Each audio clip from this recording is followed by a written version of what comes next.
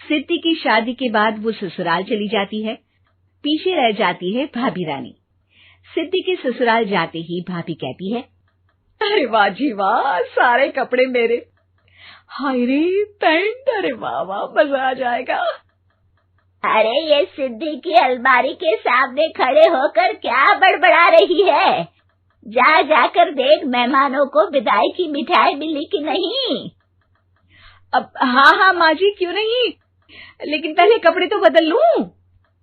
अब रानी आ जाती है सिद्धि के उन कपड़ों में जो वो ससुराल जाने से पहले घर छोड़ जाती है। अरे रानी, कुछ दिन रुक जाती। अरे ये तो सिद्धि बिटिया को मैंने ही दिया था, बड़ा ही फबता था उस पर, तुझ पर तो कुछ खास नहीं लग रहा। अब वो ना मेरे सारे कपड़े गीले थे तो सोचा पहन लूं। वैसे भी सिद्धि को कौन सा दिन पुराने आउटडेटेड कपड़ों को पहनना है। वैसे भी ये सूट तो मैंने तभी पहना था, वैसे खास है भी नहीं ये। हाँ ठीक है, लेकिन ना मेरी सिद्धि पर तो जमता था। सारे मेहमान चले जाते हैं और सिद्धि ससुराल से मायके पहली बार आती है। अपना घर, अपना कमरा, अपनी अलमारी। ये बोलकर जैसे ही सिद्धि अलमारी खोलती है तो सामने उसके कपड़ों की जगह कुछ और ही रखा होता है। माँ, ओ माँ, जरा कमरे में तो आना। सास और रानी वहां पहुंच जाते हैं। रानी ने पहनी होती है सिद्धि की जींस और टी शर्ट। अरे भाभी, ये क्या? ये तो मेरी बड़ी ही महंगी टी शर्ट है, इसे आपने घर में क्यों पहनी है? अरे बहुत मिलती है दीदी ये चौक की मार्केट में, 150 में। ओ भाभी प्लीज, ये एरोपोस्टल है, 2000 की एक टी शर्ट। ओहो, 2000 में तो दीदी 4 साड़ी आ जाए।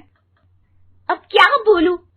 भाभी, ये मेरी अलमारी में छोटू के कपड़े, तो मेरे कपड़े कहाँ हैं? मेरी अलमारी में? अब दीदी आपको कौन से पुराने कपड़े पहनने थे? माना भाभी, लेकिन मैं जब घर आती तो यही सब पहनती ना। अरे तुम तो बड़ी कंजूस हो दीदी। खैर, वक्त आता है जब सिद्धि ससुराल के लिए रवाना हो रही होती है। अरे रानी, अंदर से सिद्धि का गिफ्ट ले आ, लड़की पहली बार ससुराल से मायके आई है। रानी अंदर जाती है और एक सिंपल सी साड़ी लेकर बाहर आ जाती है। ये लीजिए माँ जी। सास बेटी को गिफ्ट देकर ससुराल भेजती है। अगले दिन रानी एक सुंदर सी साड़ी पहनकर सामने आती है। अरे रानी, ये तो वो साड़ी है जो मैंने सिद्धि को देने के लिए दी थी जब वो ससुराल ले जाती, लेकिन ये तूने कैसे पहन ली? अरे माँ जी, ये साड़ी तो मुझे बहुत पहले से ही पसंद थी, लेकिन चिंता ना करिए, मैंने सिद्धि के लिए भी अच्छी सी साड़ी दी है। हाँ। तभी सिद्धि का फोन आता है। क्या माँ, कुछ अच्छा तो दिया होता ससुराल ले जाने के लिए। अरे पहले दिखा दिया होता। ये चमकते हुए पैकेट में नौकरानी वाली साड़ी मत दिया करो माँ। अरे बेटे, वो तेरी भाभी ने ना गलती से उससे पैकेट बदल गया। हाँ, मैं कल ही तेरे भाई के हाथ से तेरा वाला पैकेट भेज दूंगी। अरे रहने दो माँ, आई एम श्योर भाभी ने अभी वही साड़ी पहनी होगी जो तुमने मेरे लिए रखी थी। तुम तो समझ नहीं पाई उनको। खैर छोड़ो, मैं ज्यादा बोलती अच्छी नहीं लगती, रहने दो, आपको उन्हीं के साथ रहना है, फिर बात करेंगे। सास को रानी पर गुस्सा आ जाता है। वो उसके कमरे में जाती है जहाँ वो शादी का एल्बम देख रही होती है। रानी, मार्केट जाकर एक ऐसी ही साड़ी लेकर आ, कल प्रतीक जाकर सिद्धि के घर दे आएगा। अरे क्यों माँ जी, कितनी साड़ी देनी है दीदी को? यहाँ कोई सेल लगी है क्या?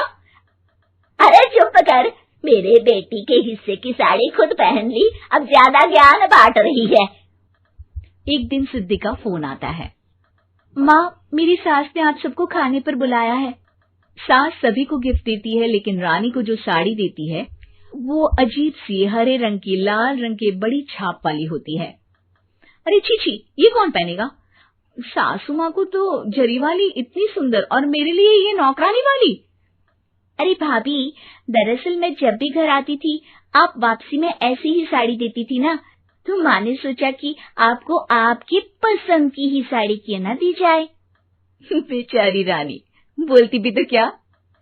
सिद्धि और सास रानी का चेहरा देखकर हंसने लगती है, तो रानी समझ जाती है कि अपने ही बिछाए जाल में वो फंस चुकी है।